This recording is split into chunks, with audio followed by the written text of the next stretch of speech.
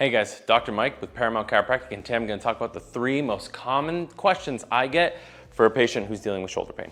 Now, number 1, which is the most obvious question, should you see a chiropractor for shoulder pain? And my answer is absolutely. Chiropractors are really trained to isolate that root cause and not only fix that root cause, but also look at all the auxiliary causes with the shoulder.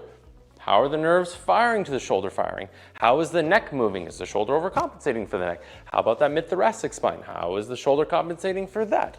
There's so many different things that a shoulder can cause and so many different things that can go wrong with the shoulder that it's really important to see the right person that can not only look at it under a microscope, but also look at it from a bird's eye view and get all the correct information. That way they can most effectively treat that area.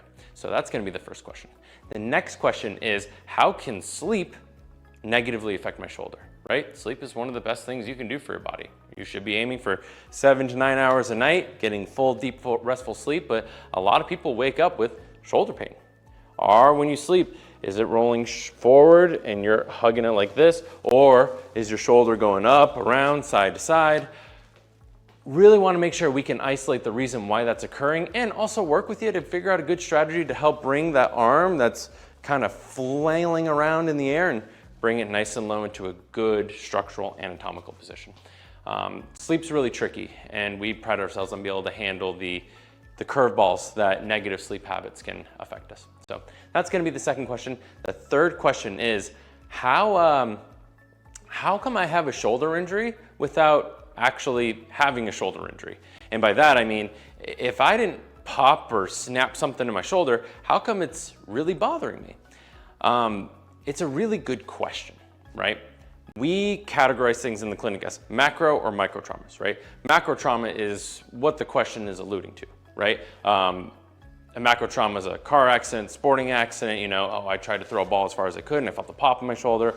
Oh, I was walking on my hands and I felt a pop in my shoulder. Those are really the more macro big traumas that are very easy to say, oh, that caused this. The one thing that we don't put a lot of stock into is a bunch of micro traumas, especially with the shoulder. Right? If you're a hairdresser and you're working in front of you all day, every day, and your shoulder's in this forward position for 8, 9, 10 hours a day. If you're a carpenter and you're working overhead and you're doing this 8, 9, 10 hours a day. If you're at a desk and you're rolling your shoulders forward 8, 9, 10 hours a day, you're putting your shoulder in a disadvantageous position, right? And it's just, your body's a creature of adaptation. If you keep throwing this negative stimulus at it, eventually you're going to get a negative result. And our job here is to really isolate what those things are, not only fix it in here, but also give you a lot of lifestyle advice and a lot of things that can help the ergonomics of your job, so these issues are less likely to occur again.